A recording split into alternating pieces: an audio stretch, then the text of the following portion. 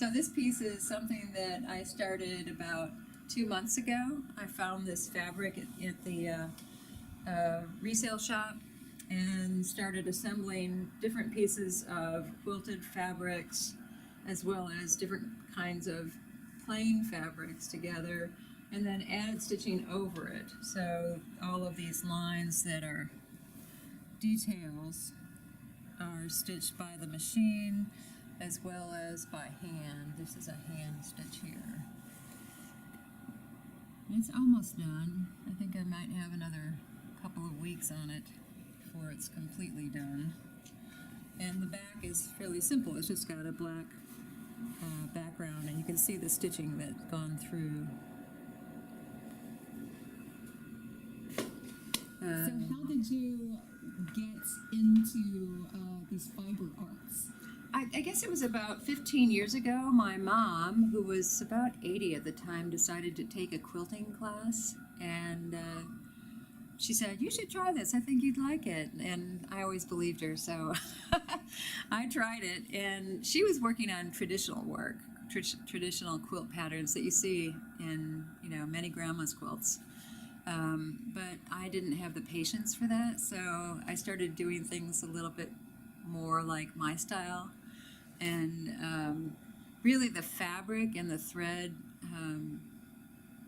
they really took over my life. I just love it so much. I love working with it. I love the feel of it. I love how it slows things down. I'm just really in love with the medium. You mentioned to me a minute ago that it's kind of like collage.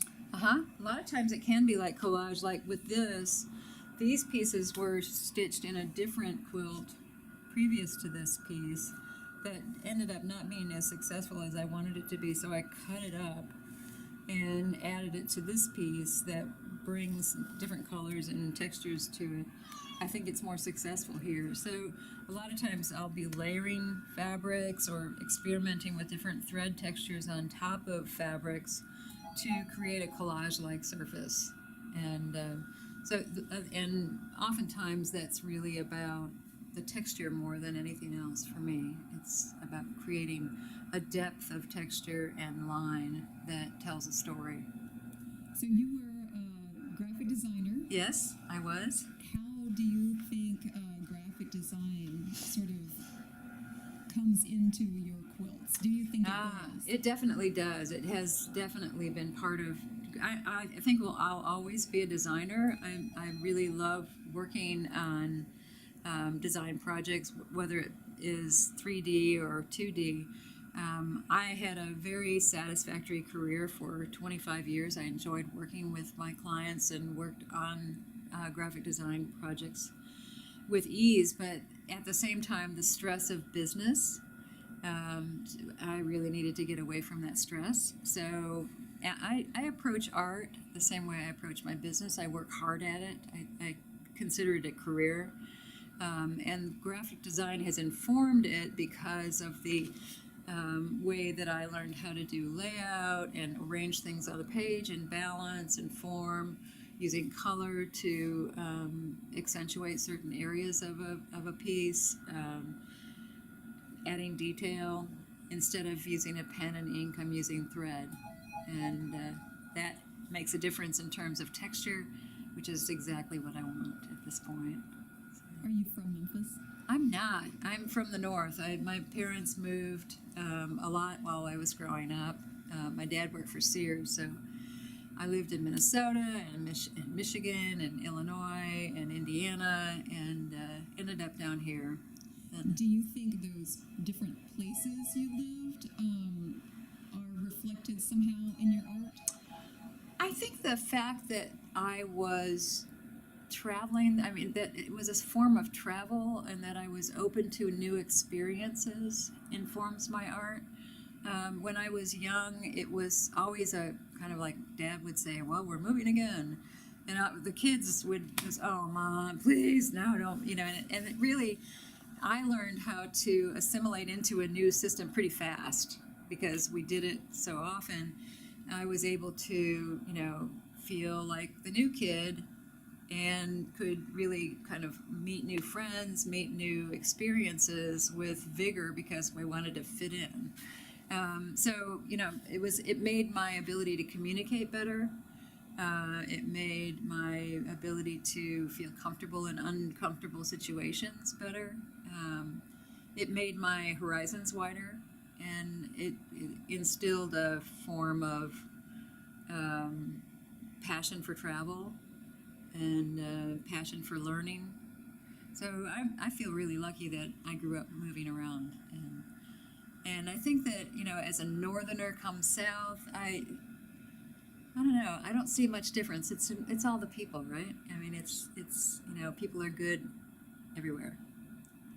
So I think it's an interesting. I mean, there is some sort of cultural differences, but nothing that can't be dealt with. So, you said you have this need to create, a need to do this. Yeah, can't help it. When did you first recognize that need, that drive? Well, when I was working as a designer, I would come home, make dinner, clean up the dishes, and then go straight to work on a quilt. And I would work until I couldn't sit up anymore. There was a passion in exploring that medium. And so it changed from, usually in the past would come home and read or watch TV or, play with the kids. Well, that was almost an instant change when I had started learning how to quilt. I was in that makeshift studio in the back bedroom every night working. And so the passion for this medium came pretty quickly when I first tried it. But the passion for making art, I think that's always been part of my lifestyle. Did you already know how to sew? I did. I was always a fairly small person when I was growing up, and they never had the styles necessary for a teenager who was about this tall and skinny as a rail. So I learned how to make my own clothes when I was in junior high, and made variations of whatever was popular at that point to have my own clothes or my own style. When you were sewing your clothes, did you have the same sort of love for the feel of the fabric? I think at that point it was more about having feelings like I had successfully completed a project that I could be proud of. Because it was an interesting challenge. I had to follow a pattern and then alter it to my own size, and I felt pretty confident at the same time as feeling kind of like an explorer. So I remember sitting in that sewing room. My mother taught me how to sew, and really feeling like, oh, I'm a grown-up here. I can do this. So yeah, I feel like it really did. I don't know. I think I've always been interested in learning new tools, from carpentry tools to sewing, and feel very comfortable doing that. So when we look at this piece right here, we see circles and geometric forms and lines. Can you tell us a little bit about the shapes and the forms we see in your work? And is there something sort of behind those shapes, or is it just an aesthetic that you like? That's a hard question. I do find repetitive forms in my work.